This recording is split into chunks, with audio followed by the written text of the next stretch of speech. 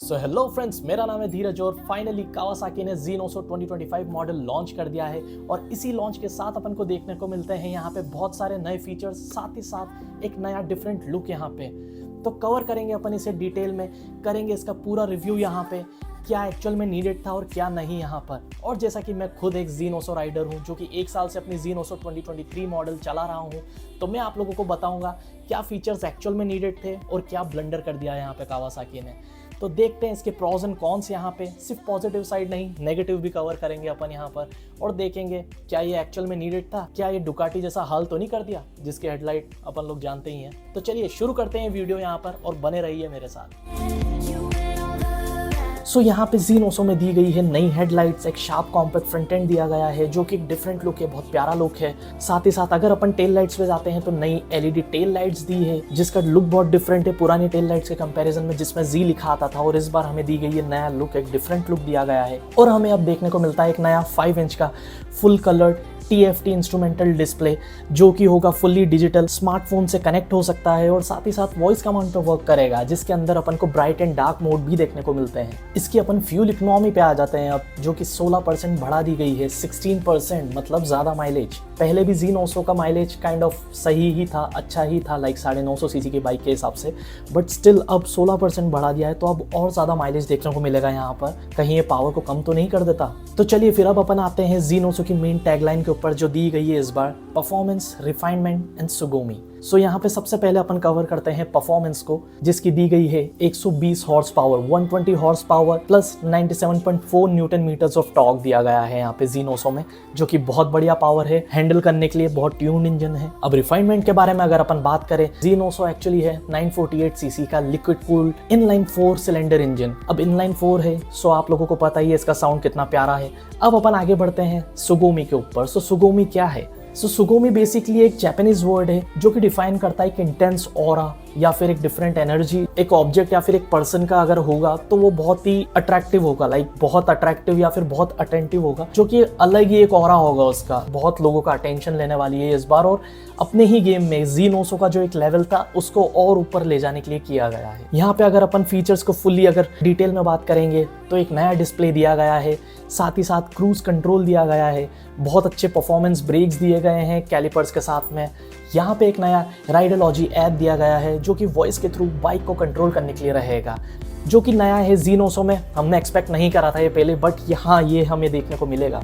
सो इसमें हमें देखने को मिलेगा मोस्ट अवेटेड क्विक शिफ्टर, जिसका हम बहुत टाइम से वेट कर रहे थे। लाइक Z900 जैसी पावरफुल बाइक में हमें नीडेड थी इसकी, बट अभी तक था नहीं। इस नए वर्जन में इन्होंने क्विक शिफ्टर रिलीज कर दिया है जो कि बहुत अच्छी चीज़ है, जिसका बहुत लोग वेट कर रहे थे। यहाँ पे एक और जो बहुत अच्छी चीज़ हमें देखने को मिली है वो है न्यू डनलोप के टायर्स। यहाँ पे पहले MRF के टायर्स दिए जाते थे, बट अब यहाँ पे डनलोप के टायर्स दिए जाएंगे जो कि बहुत अच्छी ग्रिप प्रोवाइड करेंगे पहले के कंपैरिजन में। सो जैसे यहाँ पे मैं खुद एक Z900 का राइडर हूँ, सो मैं जानता हूँ जो कि बहुत अच्छे से सपोर्ट नहीं करते हैं ग्रिप्स के मामले में। सो मैं फील कर सकता हूँ कि जब MRF के टायर्स से ये लोग डनलोप के टायर्स पे आए, सो ये बहुत अच्छा चेंज है यहाँ पे जो इन लोगों ने किया है। यहाँ पे मैं आप लोगों को बता देता हूँ Z900 के 2 वेरिएंट है, स्टैंडर्ड वेरिएंट और SC वेरिएंट। ये सारे फीचर जो अभी अपन ने डिस्कस करे ये सब स्टैंडर्ड वेरिएंट के अंदर रहेंगे ही रहेंगे, साथ ही SC वेरिएंट में रहेंगे। बट जो SC वेरिएंट है उसके अंदर कुछ और फीचर्स आएंगे जो अब मैं आप लोगों को बताता हूँ। SC वेरिएंट के अंदर देखने को मिलेंगे हमें ब्रेम्बो के ब्रेक्स। यहाँ पे जो लीटर क्लास बाइक्स हैं उन्हीं के अंदर हमें ब्रेम्बो के ब्रेक्स देखने को मिलते थे अभी तक, बट यहाँ पे Z900 के अंदर भी दे दिए हैं उन्होंने।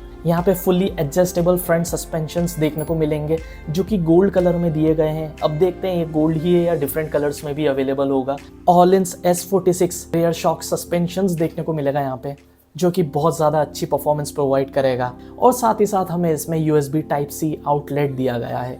ये जो सारे SC वेरिएंट्स में प्रोवाइड कर रहे हैं ये इनकी एक्चुअल में नीड थी जो कि अलग से हमें मॉडिफाई कराने पड़ते हैं, बट वो हमें अब SC वेरिएंट में देखने को मिल रहे हैं। अब हम बात करते हैं इसके प्राइस के ऊपर। तो अपन पहले बात करते हैं स्टैंडर्ड वेरिएंट के बारे में। स्टैंडर्ड वेरिएंट का प्राइस रहेगा 10,52,000 का, जो हमें मिलेगा स्टैंडर्ड वेरिएंट में, जो कि पिछले मॉडल के कंपैरिजन में बहुत ज़्यादा है। हालांकि फीचर्स भी हमें वैसे प्रोवाइड करे गए हैं, बट जो इसका प्राइस है वो बहुत बढ़ चुका है। इसका प्राइस रेंज पहले 9.5 लाख तक आता था, यहाँ पे अब हमें मिल रहा है 10,52,000 का। अब अपन बात करते हैं SE वेरिएंट के प्राइस के ऊपर, जिसका प्राइस हो गया है 12,26,000। इसका प्राइस बहुत ज़्यादा बढ़ चुका है। सो ये है स्टैंडर्ड वेरिएंट, एसई वेरिएंट के फीचर्स प्लस उनके प्राइस के साथ में, और यहाँ अपन ने करे हैं सारे फीचर्स को कवर। अब अपन बात करते हैं इसके अपीयरेंस को लेके। जैसा कि मैं खुद एक Z900 चलाता हूँ, मैं आप लोगों को बताता हूँ इसका अपीयरेंस पहले के कंपैरिजन में कैसा है। तो अपन आते हैं सबसे पहले इसकी हेडलाइट्स के ऊपर। सो इसकी जो हेडलाइट्स है वो कहीं ना कहीं मुझे ऐसा लग रहा है कि वो डाउनग्रेड हो गई है। इसकी हेडलाइट्स और Z500 के हेडलाइट्स में ज़्यादा डिफरेंस देखने को नहीं मिला है, बहुत सिमिलर हो गई है। सो कहीं ना कहीं ये डाउनग्रेड हो गई है। पहले जो Z900 की हेडलाइट्स थी वो बहुत ब्रॉड थी, बहुत शार्प थी, जिसने खुद एक अपनी आइडेंटिटी बना रखी थी, और उसी की वजह से Z900 इतनी लेजेंडरी थी, या फिर इसका एक पार्ट था